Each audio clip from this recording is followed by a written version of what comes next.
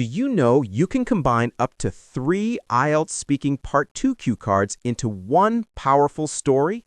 It's a strategy that can transform your preparation and your performance. Today, we're doing exactly that. I'm going to show you how to nail it with ease. Let's take 3 common cue cards that on the surface seem completely unrelated. First, describe a book you read that you found useful.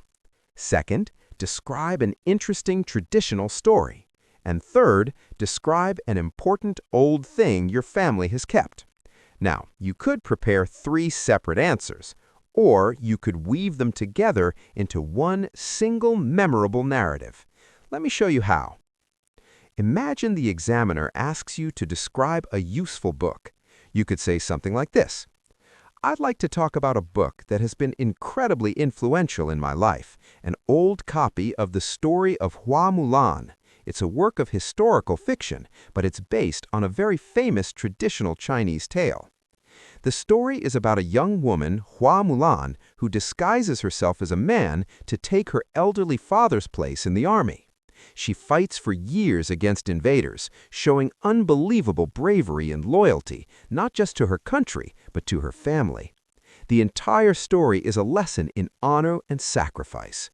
Now, this is where it gets interesting. I can expand this answer to touch on the other cue cards without even being asked. For instance, I could continue by explaining its family significance.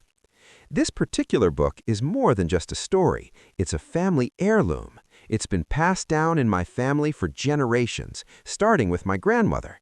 She would read it to my father when he was a child, and he read it to me. Sharing the story of Mulan became a family tradition, a way to pass down our values. Each generation has taken its own lessons from her journey. And that brings me to why it's so useful.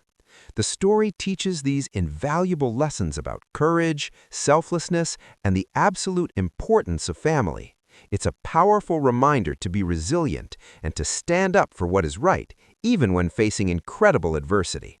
The lessons from this one book have been a guiding principle in my family for decades.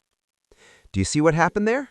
In one single flowing answer, I've covered a useful book, a traditional story, and an important old thing my family has kept.